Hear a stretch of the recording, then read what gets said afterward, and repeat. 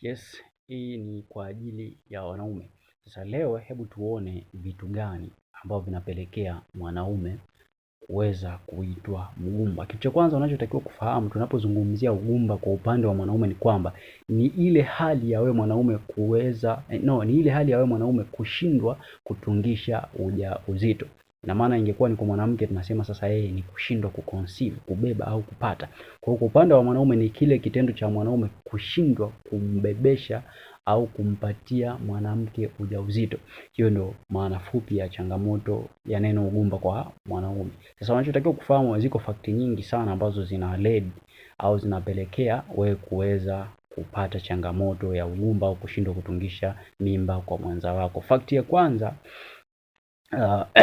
ni UTI ambayo imekuwa very chronic. UTI ambayo imekuwa imekomaa sana kwa mwanaume kwa mara nyingi inaanzia kwenye mfumo wako mzima wa mkojo, ile urinary tract systems, lakini baada ya hapo mwisho inaenda kuingia mpaka kwenye pati ya uzazi, kwa sababu pia tunatakiwa tufahamu kwamba mfumo wa mkojo huwa una combine mpaka prostate gland ambayo ni tezi dume. Sasa tezi dume inakuwa ina mchango mkubwa sana kwenye homoni ya kiume ambayo inahusika na kuzalisha mbegu za kiume kwa ajili ya kwenda kutungisha ujauzito kwa mwanamke, ambaye tezi yetu dume ni prostate gland, lakini pia homoni ambayo inakuwa ina consider baina ya yenyewe na tezi dume ni homoni ya testosterone.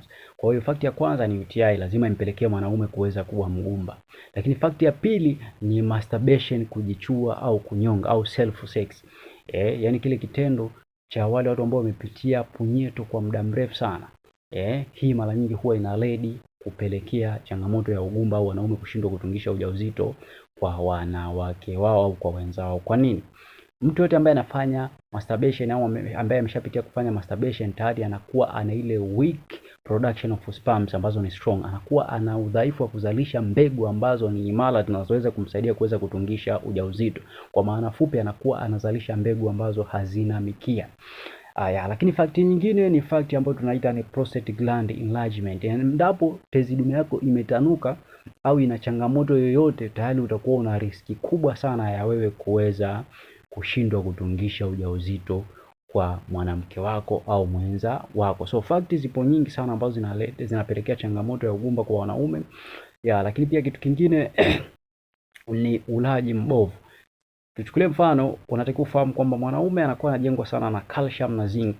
Hii inakuwa ina mchango mkubwa sana katika mfumo wake mzima wa uzazi, lakini lifestyle yake ambayo anaitumia anakuwa hivi vitu ni lack of, anakuwa na uhaba navyo au havitumii vya kutosha. So how comes kwamba atakuwa anaweza kuproduce let us say labda ni sperm za kutosha, zenye zinc na calcium ya kutosha, alafu then mwisho wa siku aweze kuweza kutungisha ujauzito. Kwa hiyo lifestyle, mfumo wa maisha pia unachangia wanaume kuweza kuwa wagumba.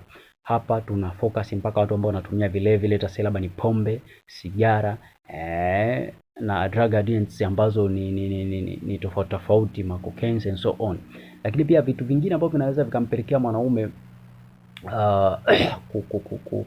kuwa na changamoto ya kushindwa kuzalisha ni mazoezi.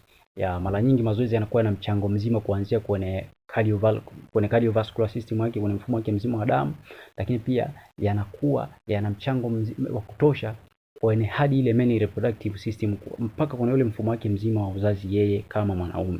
Kwa sababu mwanaume ili aweze kuwa strong ana pati tatu ambazo lazima uziguse kitaalamu ili uweze kuwa upo strong katika mfumo wako mzima wa uzazi. Kwanza ni mindset ambayo ni ubongo, lakini pia lazima tuguse cardiovascular system ambayo ni mfumo mzima wa mzunguko wa damu, alafu then ndo tukaguse pati yake ya mfumo wake mzima wa uzazi. Kwa hiyo hizi pati tatu huwa mara nyingi zinajengwa na mazoezi, ulaji and so on. Kwa hiyo cha kufanya ni kwamba kwa elimu zaidi na ushauri zaidi how unaweza sasa ukadili na hivi ukaviweka vikawa sawa ili usiweze kufikia changamoto ya ugumba, ni wewe kututafuta sisi katika mawasiliano ambayo tumekuwekea hapa kwenye clip yetu na ya juu ambayo yako kwenye bio hapo, kwa ajili ya kuweza kupata sasa elimu ya kitaalamu, ushauri pamoja na matibabu kama hutojari, ili uweze kufikia sasa unaweza kuzalisha au kumzalisha mwenza wako. So make sure iepuke sana UTI, epuka changamoto za tezi dume,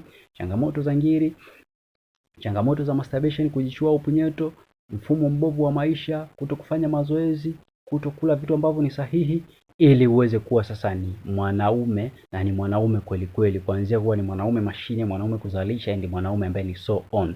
So make sure ipo hivyo.